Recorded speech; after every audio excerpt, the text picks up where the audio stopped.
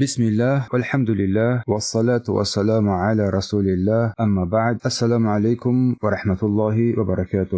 برادران و خواهران گرامی قدرم، امیدوار هستم که همگی در صحت و سلامت باشید. الله خیرتان دهد. موضوع امروزه ما و شمایان از کتاب تعظیم العلم، شرح کتاب تعظیم العلم، بزرگداشت علم یا احترام علم می باشد. ما با همراهی شمایان در موضوع چهارم در بیان چگونه که مصنف حفظه الله تعالی فرماید صرف الحمت فیه الى علم القرآن و السنه، صرف نمودن حمت و توجه انسان با آموزش علم قرآن و سنت، با آموزش قرآن و سنت. امروز درس ما خیلی از درس‌های مهم است، یکی از درس‌های خیلی مهم و جالبی است در بیان صرف نمودن حمت بنده از برای آموزش علم قرآن و سنت. مؤلف حفظه الله تعالی در اینجا می‌فرماید که ان كل علم نافع مرده الى کلام الله و کلام رسوله صلی الله علیه و سلم.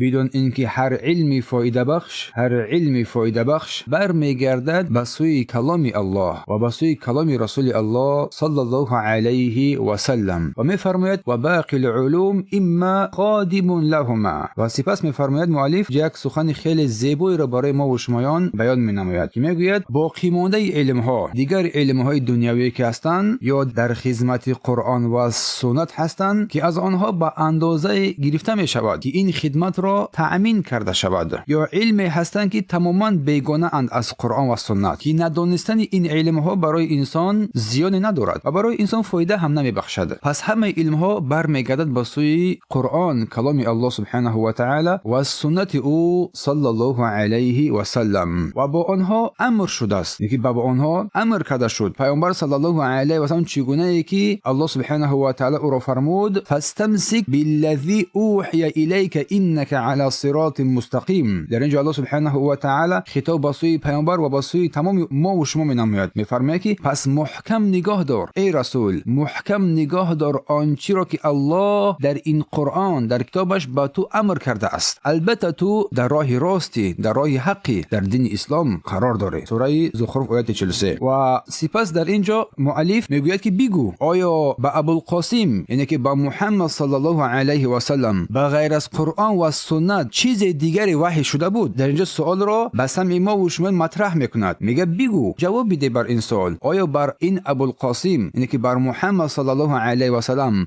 غیر از قرآن و سنت چیز دیگری وحی شده بود؟ سوال بر سمع ما و شما است. کسی که علم قرآن و سنت رو که این اساسی پایه دین است از خود نماید و پیرو باشد، بر این پیروی واقعی باشد، مبتدع نباشد، از انسان‌های نوآور و بدعتکار قرار نگیرد، یک بخش بزرگ علم را از خود کرده است. باور کنید برادران، یک بخش خیلی بزرگ علم را از خود کرده است. ابن مسعود رضی الله عنه می‌فرماید که من اراد العلم اگر هر کی علم را بخواهد فلیثور القرآن، پس قرآن را تحقیق کند، قرآن را بیاموزد و در آن تدبر نماید. فإن فیه علم الاولین والآخرین. یعنی چه خدا زیبا میگوید رضی الله عنه، زیرا در این قرآن، در این کلام الله علم اولین و آخرین گذاشته شده است. علم گذشتگان و آیندگان در این قرآن قرار دارد. مسروق میگوید که ما نسأل اصحاب محمد صلی الله علیه و سلم عن شیء، میفرماید که ما هرچی از اصحاب پیامبر صلی الله علیه و سلم میپرسیدیم الا علمه فی القرآن، مگر اینکه علمش در قرآن بود، الا ان علمنا یقصر عنه، ولی علم ما باشد، فهم ما باشد، از رسیدن به آن کوتاهی میکند. چه سخن زیبایی! یعنی که صحابگان کرام رضی الله عنه که علم قرآن و سنت را داشتن به هر سوال پاسخ میدادن و پاسخهای بی‌نهایت نیکو و زیبایی هم میگفتن، ولی علم ما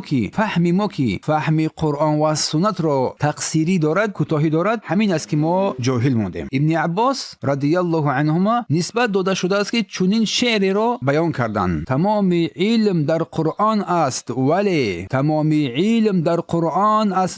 فهم مردم از رسیدن به آن عاجز مانده است. و چی خوب گفته است ایاد در کتاب العلم، میفرماید که علم در دو اصل است، علم در دو اصل و اساس است که جز گمراه از آن راه بیرون نمی شود. یکم علم کتاب یعنی قرآن و دیوم علم آثار یعنی که احادیث رسول صلی الله علیه و سلم که با سند صحیح از تابعین و صحابی بر ما و شمایان رسیده است. است و بدون که بزرگترین همت در طلب و جستجوی علم آن است که چنانکه ابن قیم رحمه الله تعالی در کتاب فواید می‌فرماید طلب العلم الكتاب و السنه، این طلب علم کتاب و سنت و فهم عن الله و رسوله، با فهم مراد الله و رسولش صلی الله علیه و سلم و دانستن حدود آنچه که الله سبحانه و تعالی نازل کرده است میباشد. و این علم بود که علم اصلی سلف صالح بود. انا همین علم قرآن و سنت علم اساسی سلف صالح رضی الله عنهم بود، رحمت الله علیهم بود. پس از آنها، پس از اینکه سلف صالح در زمان سلف صالح علم خیلی زیاد بود اما سخنرانی آنها کم بود و در اینجا میفرماید که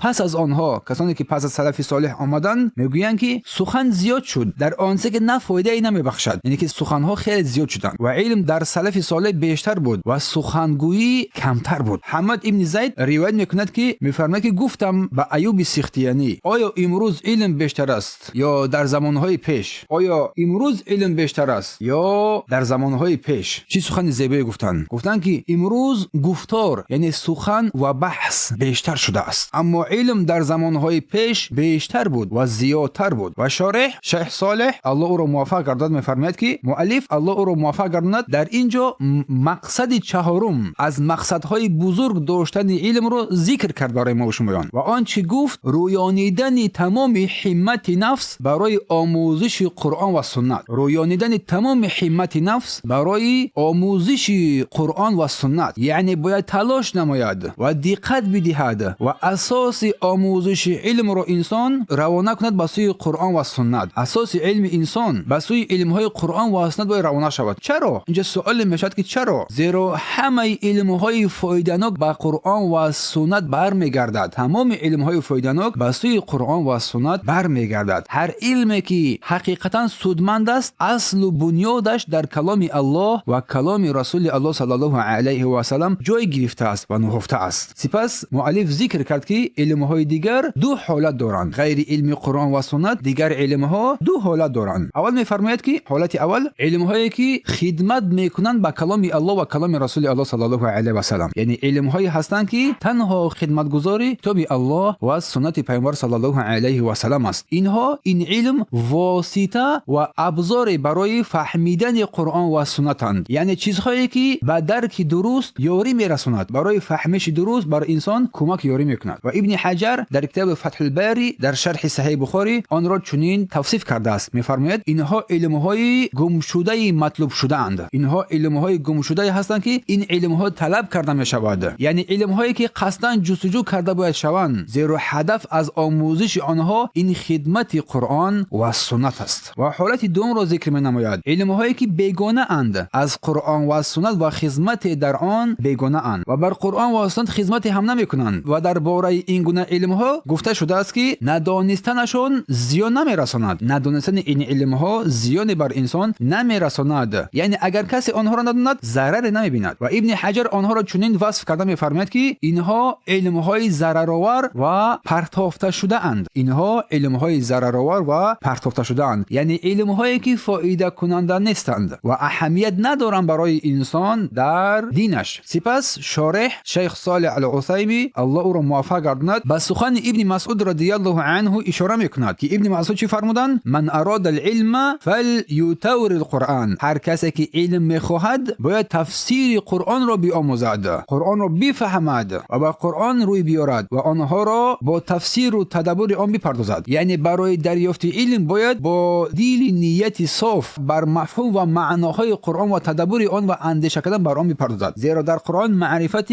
گذشتگان و آیندگان است. زیرا در قرآن معرفت و دانش گذشتگان و آیندگان است. سپس مؤلف سخن مسروق را برای ما و شما یادآوری می شود که از تابعین کوفه بودند. مسروق گفته است ما نسأل اصحاب محمد صلی الله علیه و سلم عن شیء، ما از یاران محمد صلی الله علیه و سلم چیزی نمی پرسیدیم الا علمه فی القرآن، مگر آن که علم آن در قرآن بود. سبحان الله، مگر که علم آن در قرآن بود. الا ان علمنا یقصر عنه، مگر اینکه الا ان علمنا یقصر عنه، مگر اینکه علم ما و فهم ما به آن نمی رسد، مگر اینکه علم ما و فهم ما به آن نمی رسد. یعنی هر سوالی که می داشتند جوابش در قرآن و سنت وجود داشت، ولی فهم آن نه همیشه کافی بود. در قرآن و سنت وجود دارد، این هست این مسائل، نه که فهمی هر کسی بر آن نمیگیرد، هر کسی آن را درک نمیکند و هر کسی آن را هم پیدا کردن نمیتواند. و این گفته ها را آیات قرآنی تصدیق مینماید که الله سبحانه و تعالی میفرماید استعیذ بالله و نزلنا عليك الكتاب تبیانا لكل شيء. ما این کتاب را، این قرآن را بر تو نازل کردیم که روشن کننده هر چیزی هست، روشن کننده هر چیزی هست. سوره نحل آیه 89.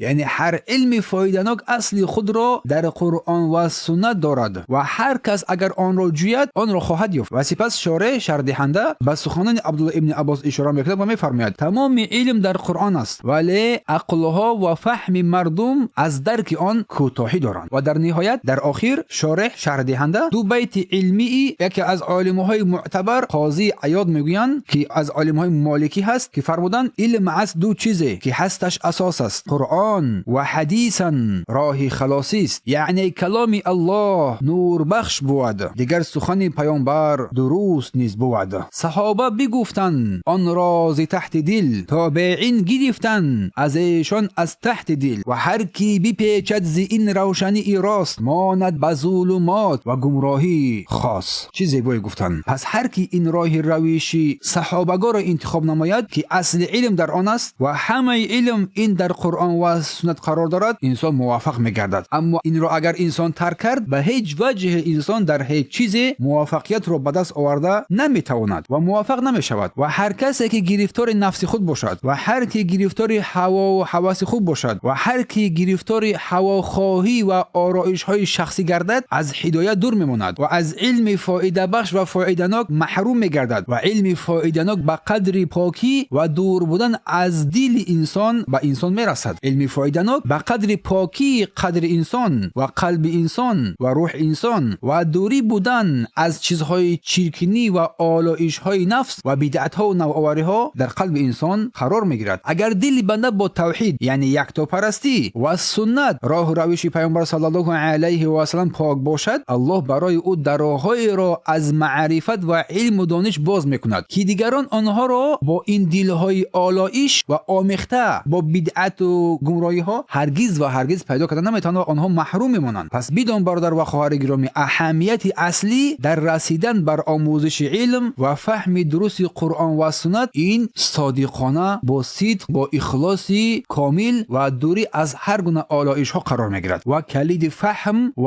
آموزش علم و به دست آوردن علم این اخلاص در توحید نسبت به الله سبحانه و تعالی و راستی در پایبند بودن بر سنت پیامبر صلی الله علیه و سلم است. و هر کی الله سبحانه و تعالی را یگانه بشمارد، یکتا بداند و در پیروی پیامبر صلی الله علیه و سلم صادقانه باشد، او در خیر عظیم است، او در علم و فراوانی عظیم است و در فهم قرآن و سنت بر فهم قرآن و سنت نائل میگردد. کسی که الله را یگانه میپرستد و با پیامبر صلی الله علیه و سلم با اخلاص پیروی میکند به فضل بزرگ علم قرآن و سنت نائل میگردد. پس بدون که پاکی از بدعت و هواهای نفس انسان را صاحب علم میگرداند. هر قدر قلب به واسطه توحید و سنت پاکیزه شدن گیرد، فهم قرآن عمیق‌تر میگردد و درک معانی آن بیشتر و زیادتر میگردد. و راه راست یگانه راهی به دست آوردن آموزش علم و فهم علم این قرآن و سنت است. الله خیرتان دهد. و بدون که اگر در دل بنده چیز از شرک یکی شریک قرار دادن در الله سبحانه و تعالی چیز را، چی در صفاتش، چی در نامهایش و چی در ربوبیتش، چی در الوهیتش، باعث محروم شدن هر خیر میگردد. و همچنین بدعت، نوآوری های در دین، چیزایی که به اساس هستند، پیدا شدن اینها فهم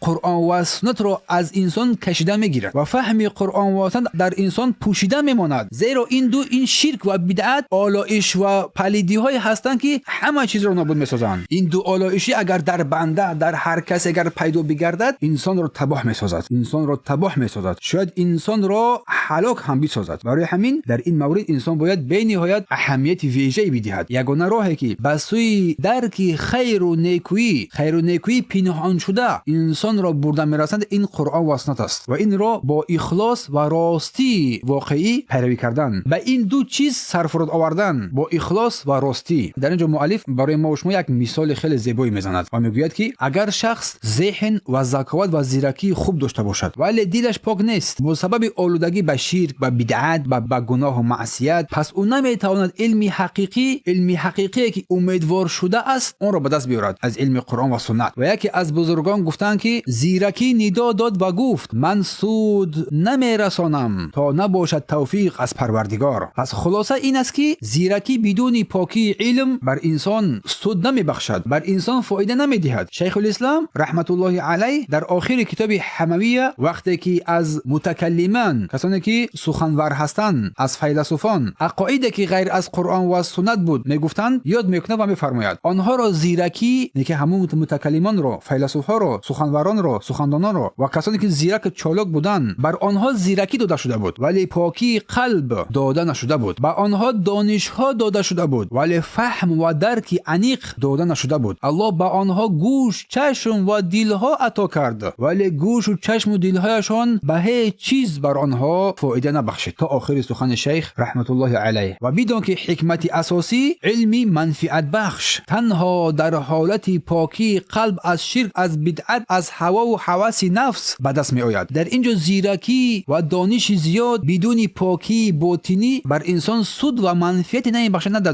دنیا نه در آخرت، بلکه میتواند سبب گمراهی بنده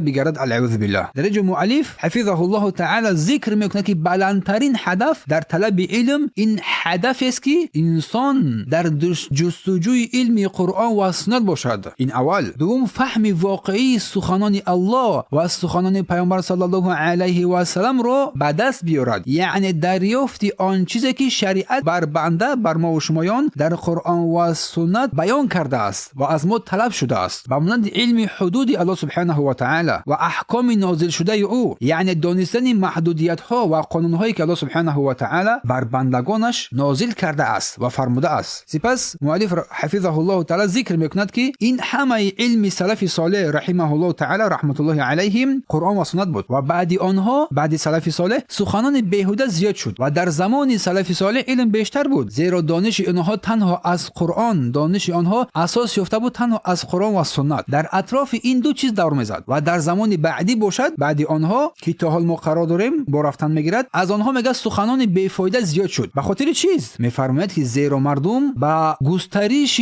عبارت ها و طولانی کردن شعارهای خود، سخنان خود و زیبا نمودن سخنان خود پرداختند. برای همین علمهای بیگانه، چیزهایی که لازمی نبود در اینجا داخل شد و از علم قرآن و سنت بیرون شدند، یعنی که با غیر قرآن و سنت مشغول شدند، از قرآن و سنت محروم شدند. و علم سلف آنها تنها با آن چیزهایی می پرداختند که حقیقتا در قرآن و سنت بود و برای فهم دین دنیا عبرت‌های ضروری داشت و همچنین در بیان عبادت. و علم بعد سلف صالح به جای علم فایده‌ناک آمدن و سخنرانی‌ها و موضوعهای فلسفی و مشغول شدن تنها بر چیزهایی که دل را اذیت می‌دهد و به دل یک گرمی می‌آورد اما یگان فایده نمی‌دهد. پس بدون که علم فایده بخش این قرآن و سنت با فهم سلف امت، اگر این سه چیز در تو پیدا شد، قرآن و سنت با فهم سلف امت، بدون که راه راست به سوی بهشت را تو رفته ایستاده‌ای و قدم زده ایستاده‌ای و در این راه شک و تردید نیست. و حمد ابن زید از ابو ایوب سختیانی یا که سختیانی پرسید علم امروز بیشتر است یا در زمان قدیم بیشتر بود؟ یعنی در زمان سلف صالح صحابه و تابعین علم بیشتر بود، نیکوتر و بزرگتر بود، یا که در این زمان؟ و ابو ایوب چی گفتند؟ چی جواب دادند؟ امروز سخنها بیشتر شده